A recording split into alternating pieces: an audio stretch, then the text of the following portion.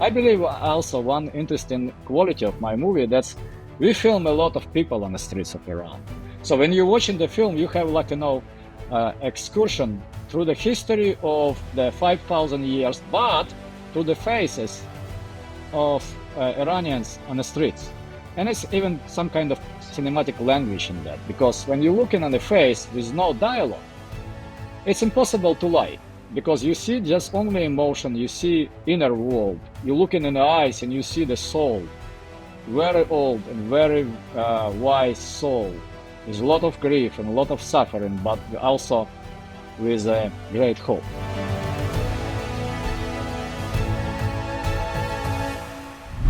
Hi, and welcome back to Deep Focus. I'm John Kiriakou. You know, a few years ago, I was asked to write a book about Iran. I'm not the world's greatest expert on Iran, but I know a lot about Iran, especially from my CIA days. So I worked with a friend, and we co-wrote a book together, Gareth Porter being the friend. We co-wrote a book called The CIA Insider's Guide to the Iran Crisis. It was relatively well received, but one of the things that I learned while researching this book was that we have experienced decades of fundamental misunderstandings about Iran, about the Iranian government, and about the Iranian people. You know, we like to blame Iran for the state of our current relationship. The truth is, we're just as guilty as any Iranian government is for misreading signals, for overreacting to stimuli. And here we are, 72 years after the U.S. launched coup in Iran, and we still haven't gotten over it. Well, there's a new film out by documentary filmmaker Igor Lopatonok. He has a film out now called Iran, The Great Game. I had a chance to watch it last night. It's, in my view, the best film out there on Iran, on Iran's place in the world, and on U.S.-Iranian relations over the decades. So we're pleased to have him with us today. Igor, thank you so much for joining us. I have a lot of questions for you. Glad you could make it. John. Hello, John. Thank you for having me. I'm also very happy to talk, because intelligence is very, very unique value lately. Yes. And you're a man of intelligence. Oh, thank you. That's very kind of you. I appreciate that.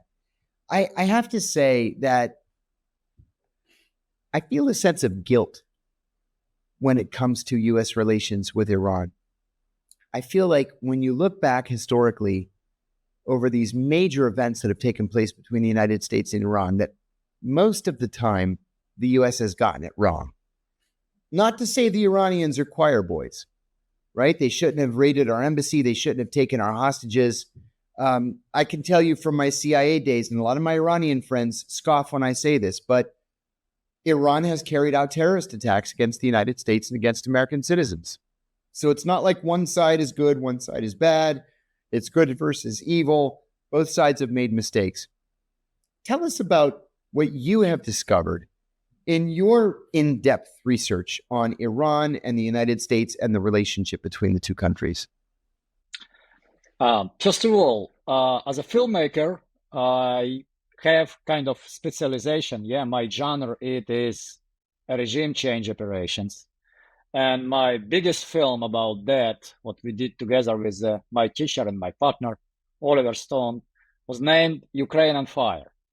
So Ukrainian Fire, we filmed it 2.5 years, starting from 2013 and releasing in 2016.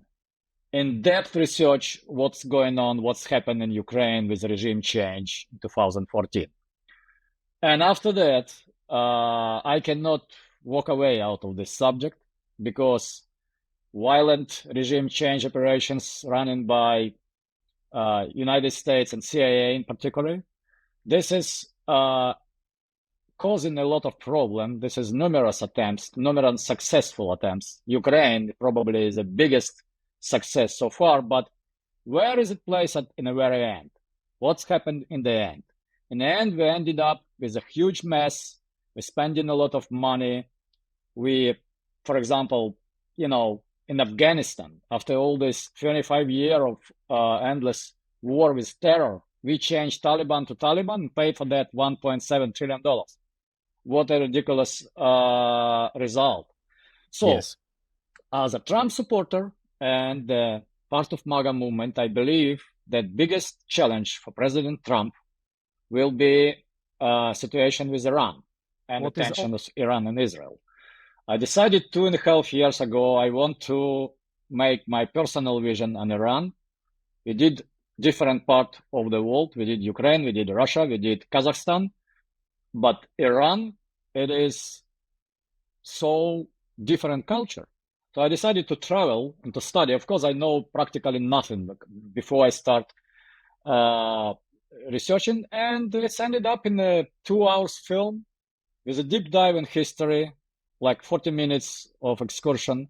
And if you're watching Iran the Great Game, and on minute of 37, when we show in the bridge in Isfahan, when people singing the songs, and we cite in the poetry very great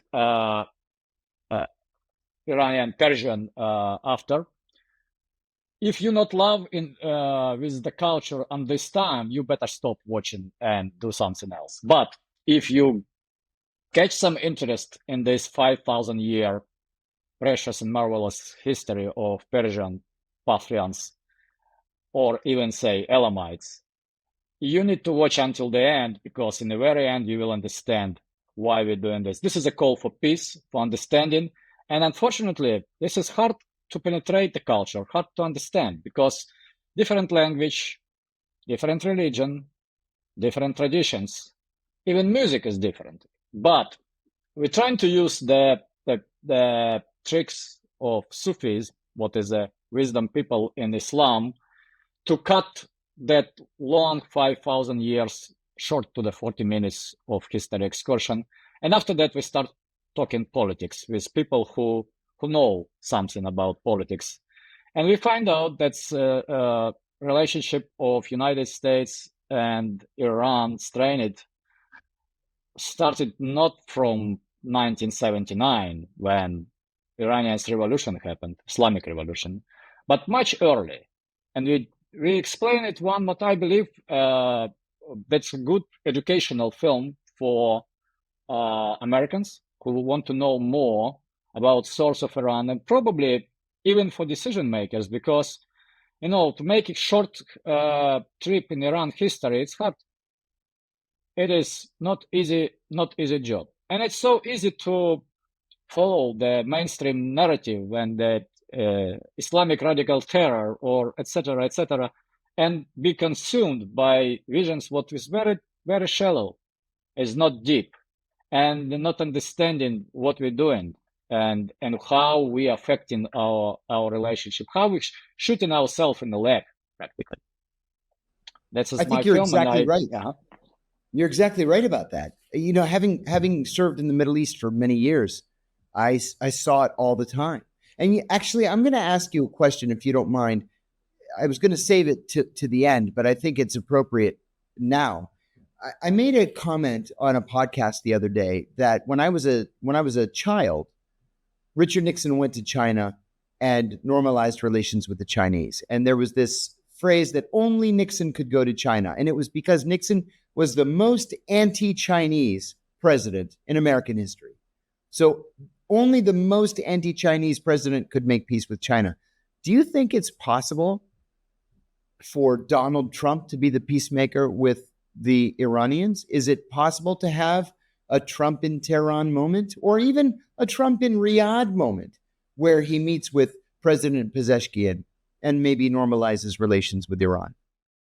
That will be perfect scenario, because Trump positioning himself as a peacemaker, and this is something serious in his vision.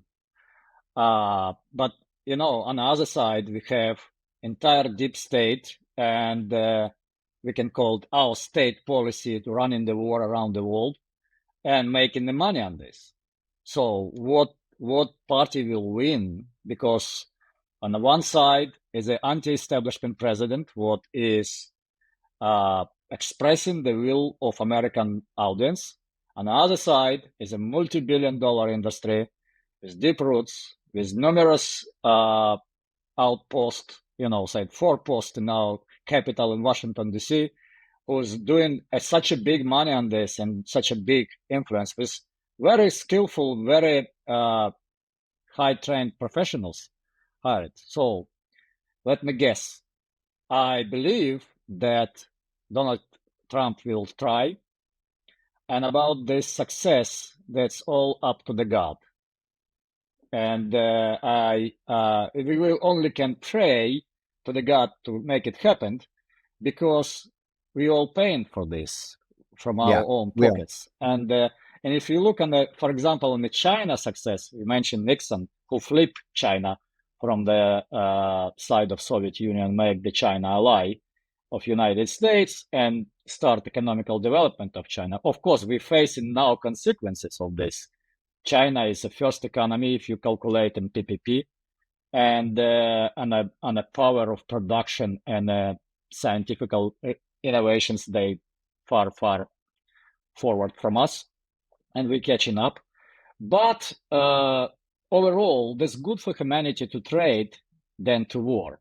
There's no economical benefit from investing in a military-industrial complex, because it's simple math, it's economy. We interviewed Jeffrey Sachs in the film, who is a great knowledgeable man about economy. He said, no, Igor, it is no reason to invest in a military-industrial complex, because investing in infrastructure, in healthcare, in education, giving them simply more return in a job, new creation of job places in the United States. And this is why when you invest in something and later you're blowing up in the air, you're wasting your money. And this is not your money. This is money of your taxpayers, so practically us. And this is why I believe that your scenario is a perfect scenario, but we live in, unfortunately, not in perfect world. So in the film, Igor, you do a very good job of cataloging these major events, these major, in some cases, milestones in relations between the United States and Iran. The coup that overthrew Mossadegh, for example, the Iran hostage crisis, the U.S. support for the Shah, the downing of a passenger airline over the Persian Gulf. Despite all of these horrible events, do you see any reason for optimism? Do you see any possibility that the two countries can get past these terrible roadblocks and eventually normalize relations? Yes, I'm believer in this. I believe in God. I'm Orthodox Christian, not Muslim. And I will be blamed to be Ayatollah agent after wide release of this film. For sure, 100%. Yeah, they did it before with Putin. They did it with every other president. As soon as start filming Kazakhstani, I'm Kazakhstanian agent, etc., etc. But I believe in something good. This is why, and the filmmaking, and documentary films is a powerful tool to educate people, to let them understand and see not only one side of medal, but alternative side. Because, we are living mostly in the mainstream narrative, when there's we do not call Iranian government other world as, Ayatollah regime. What's interesting for me, we did a study on that a lot of Americans still believe this is the same Khamenei who was leading the revolution in 1979. Yes. So Khamenei actually, yes. And this is strange, but this is how little we know about country. And when you cannot even read numbers in the menu in the restaurant, because they're using different than Arabic numbers, and you don't believe in their principles, and they not only Muslim, they also Shia. What is the difference? And after that, we killing their leaders. United States, for example, we stopped on the course of this downing plane, because initially that was idea to make a movie about this downing Ukrainian plane. So imagine January 2020, Iranian plane shut down in the vicinity of Ukrainian plane shut down in the vicinity of Tehran. Tragedy, disaster, but that was predetermined through the resonance resonance of the historical events for the centuries. And as soon as I start deeper and deeper, I understand my movie is supposed to be not about the plane, but about regime change and enforced war on Iran. And after Yes. that, of course, we study, we touch everything what we can. We touch even that famous motto, "Death to America," because when you're talking to American politicians, they said, "Oh, that's government who is promoting the death to America chanting." Yeah, but what that mean? And even to find the answer from Khamenei himself, current sitting spiritual leader, it's interesting subject for Americans. That's hard to find if you want. So we're trying to educate our audience, American audience, first of all. Why? Because I believe personally, on all people who was interviewed in my film, strongly believe in peace, not in war. Because making money even, and making love is much better than making war and making death. And this is attempt, a call for the peace, and the final song of John Lennon, Imagine, has given us exactly message. And probably that song in Iran is banned. But I never see any, it was a lot of legends about how Iran is run, what is day by day things. I believe also one interesting quality of my movie, that's we film a lot of people on the streets of Iran. So when you're watching the film, you have excursion through the history of the 5,000 years, but through the faces of Iranians on the streets.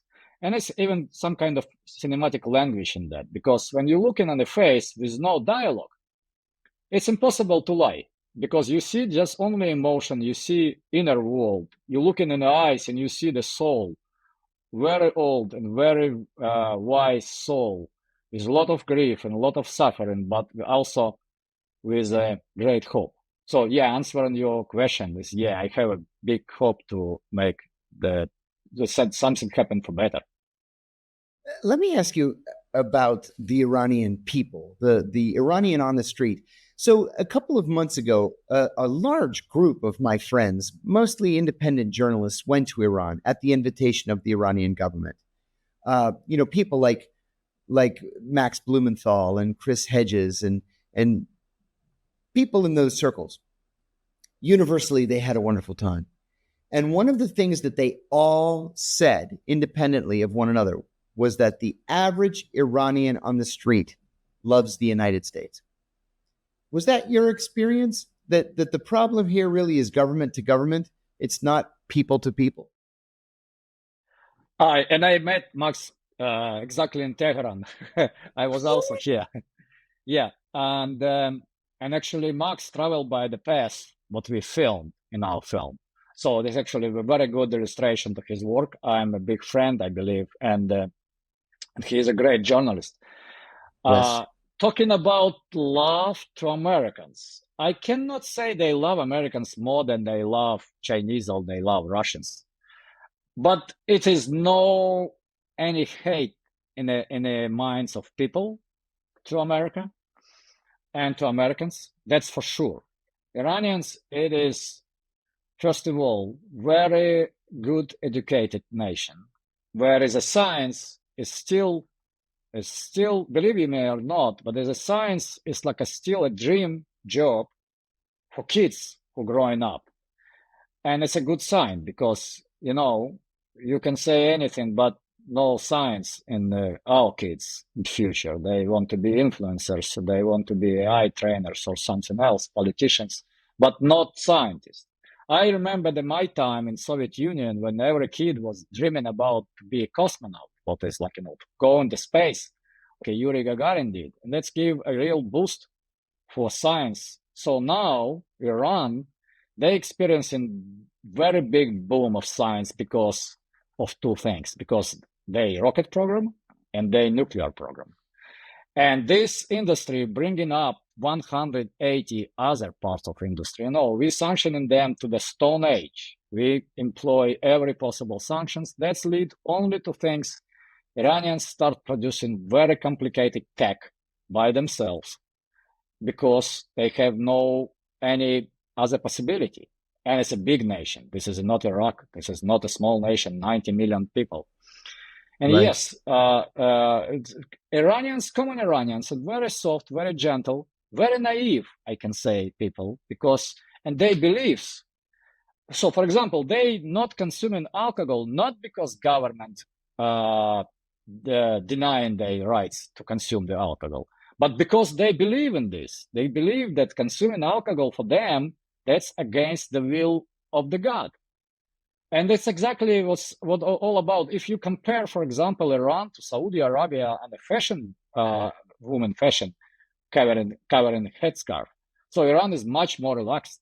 And believe me or not, I see that in restaurants, like I know, filled with women who's not covering their heads. And nobody running in and beating them up and locking them. No, it is all myth.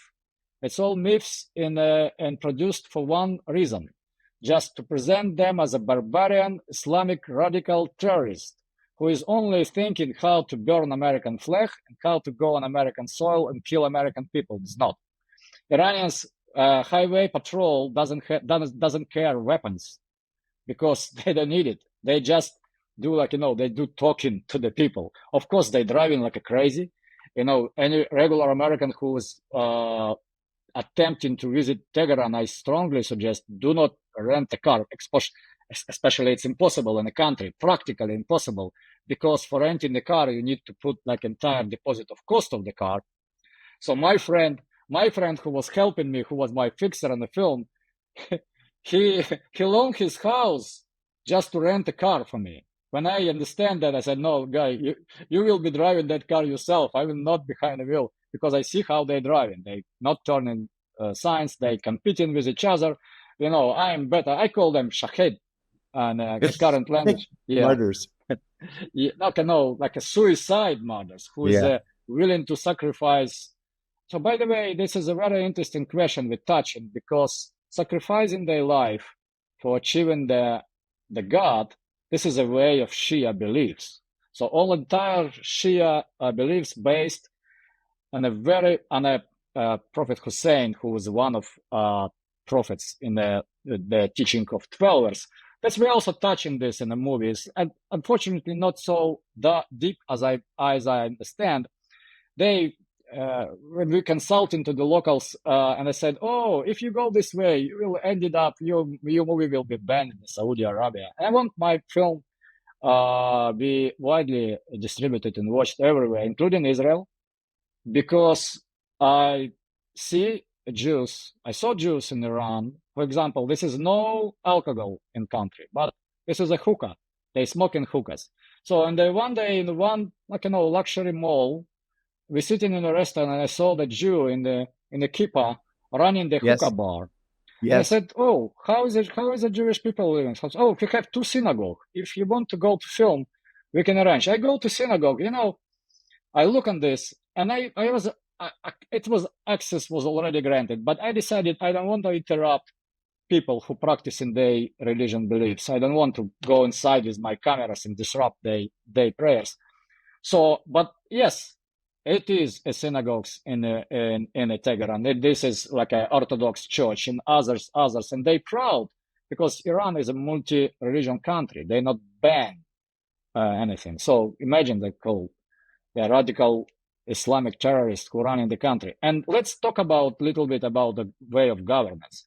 Even my dear friend Oliver Stone, who is a well-knowledgeable guy whom I admire for his intellectual approach to every topic what he's studying in his movies, he make a little mistake about calling the Iranian government theocratic, because it's not theocracy. And while that is a way of governing when the Ayatollahs and the Supreme Council over the Ayatollahs, and after that elected by people, the government with a president and prime minister appointed by president. This is a totally interesting system of governance. I can say this is the biggest experiment of governing people with not only way of practical democracy, but with some also moral limitations and restraint what is projected on top of democratically elected leader by people who have all rights to call themselves scholars of this in this subject. And this is still not studied by, it's not known by American audience. This was wrong. We calling them theocrats, what is no theocracy in the country. So this is a good source to study. Mm-hmm. It's a very important point that you raise. This comes back to this idea of a fundamental misunderstanding here in the United States about Iran and Iranian history and what Iran is today. They do have a practicing Jewish community. They have freely operating synagogues. There are churches, mostly Orthodox churches, around the country. There are Sunni Muslims in the south and the west in Iran. It's multicultural too. There are Kurds in the north and all different kinds of people that live there. I wanted to ask you, though, about the situation between Iran and Israel. The Iranians have practiced something that many of us are calling strategic patience. The Israelis have bombed the Iranians repeatedly. The United States bombed Iran recently. The Israelis have sent drones, and the Iranian response was to either not respond or to respond really symbolically so as not to let the thing spin out of control. This was an incredibly mature policy, but obviously not a policy that can be in place forever. You can't just allow yourself to be a punching bag. So where does that leave Iran now vis-a-vis Israel? The conventional wisdom is that Israel is going to attack Iran again, probably before December. Are the Iranians expecting that? Are the Iranians ready for it? How do you see this playing out? I see that both parties of this conflict is rearming on the highest possible speed, buying weaponry and restocking the ammunition. So what is it? Then the preparation for the war. I have the dream that that war not happened, especially in the light of latest development when Bibi Netanyahu conveyed the message to the Vladimir Putin to Iran that Israel is not interested in the second phase of the clashes. But you know, they was famous for killing negotiators who was trying to negotiate right before previous, who can trust it if it's a deception. So this now they using this word, if you want a peace, to prepare for the war. So both countries is arming to the teeth and more. And unfortunately, we're paying for this on the side of Israel. And Iran, it's not poor country. It's presented as a very poor country in our mass media. But, you know, reality is different. Reality is different. Reality is starting on the ground with a gasoline on the stations costing 16 cents per gallon. And, for example, as we did during our filming, lunch for 10 people in Tehran, good lunch, with 3 different type of meat and a salads and a soft drinks, cost $80. So that's starting from this. But after that, that's ending up with Iran is very big on energy, especially on oil.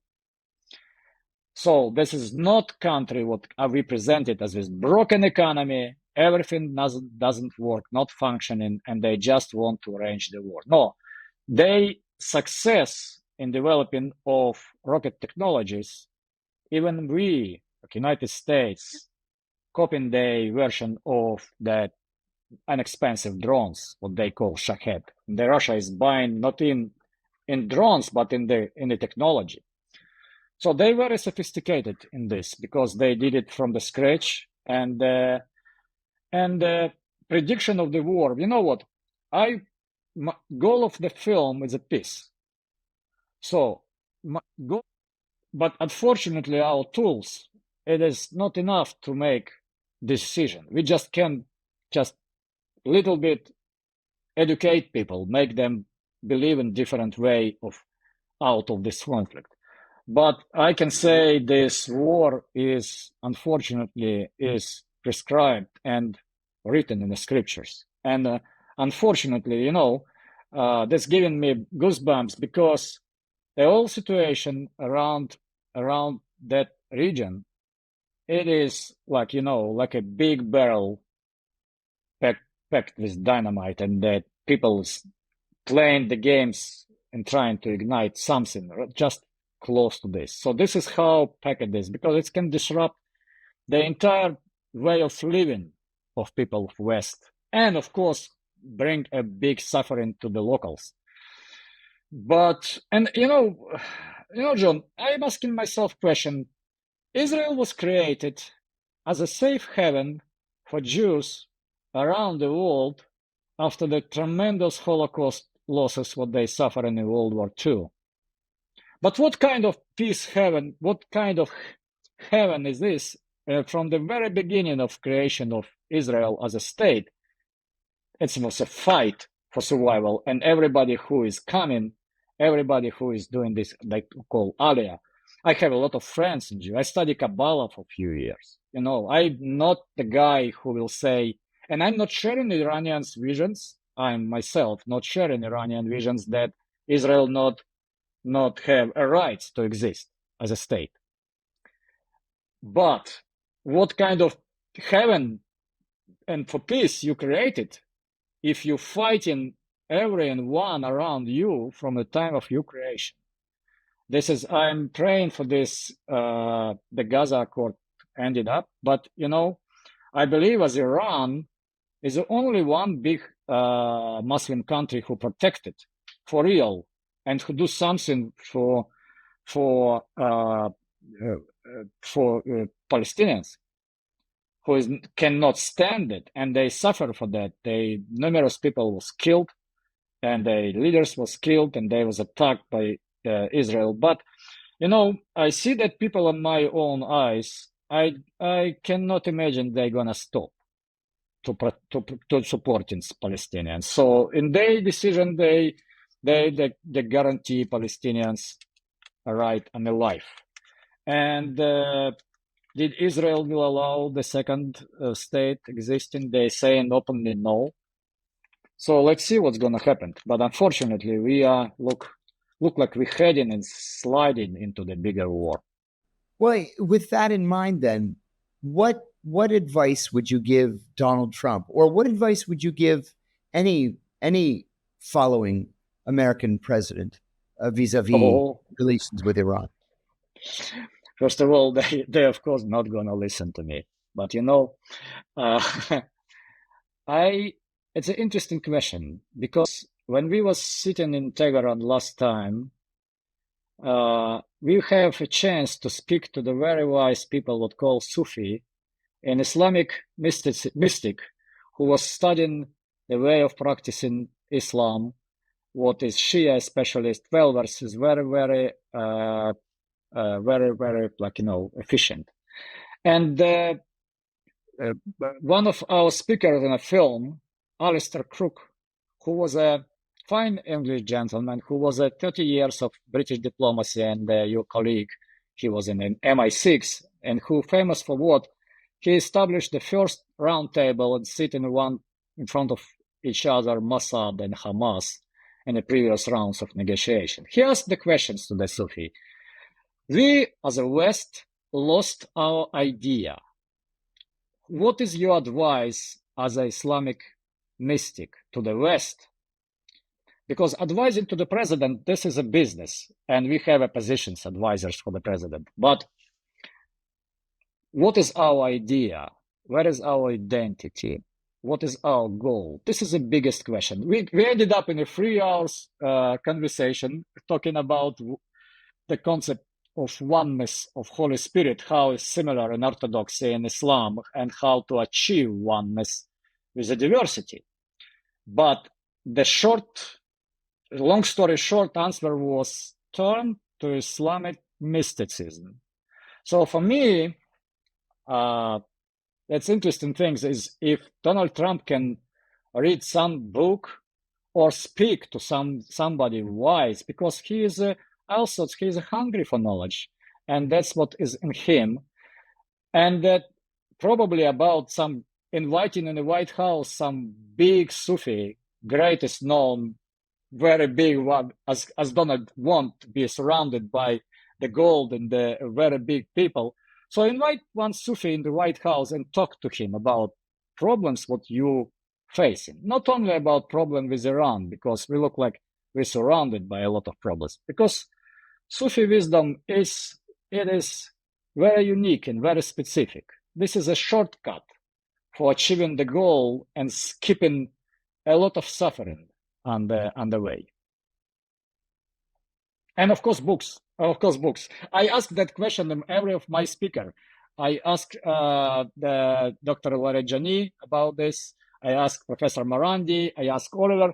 Everyone give a different answer. For example, Oliver gave me this book and said, Rome and Persia, 700 years of rivalry. A good book to understand where is that lay down. You know, when we trying to help our friend Tucker Carlson to prepare him for the interview with Vladimir Putin, he asked the questions, okay, how to understand Putin? I said, you need to study history. And he said, Igor, I'm ready. From what time? I said, start with the crucifixion of Jesus Christ. He was laughing. But when he arrived to Kremlin, and he facing like a 40 minutes lecture on the Russian history, because it's the only way to understand. This is the only way to understand and to predict future, understand current situation. It's to study previous. Persians never bow to Romans. They never, in the opposite way, our emperors, Roman emperors, like Valerian or others, they was bowing to Persians. So the problem is here that before we started our 40th plus year of rivalry with Iran, that was 700 years of rivalry of Rome Empire. And what's ended up how? Rome ceased to exist because their own problem. And one of that problem was they want to make such a lot of enemies around them. So finally, when something go wrong, empire crumble. I believe in a theorem of distance, but that was one of big costs. So to prevent our empire, what is already on decline as a Roman Empire, and is already doing hectic movements on an international foreign policy arena, I recommend to use every possible knowledge, especially knowledge of Islamic mystics, to prevent us from sliding in the abyss. Igor Lopatonok, thank you so much for joining us. Igor is the producer, director, creator, along with his friend Oliver Stone, of Iran, the Great Game. I watched it last night. Where can people find it? Amazon Prime Video, that's available, and just type Iran and that will be pop up. There it is. Thank you. Okay, well, thanks for joining us.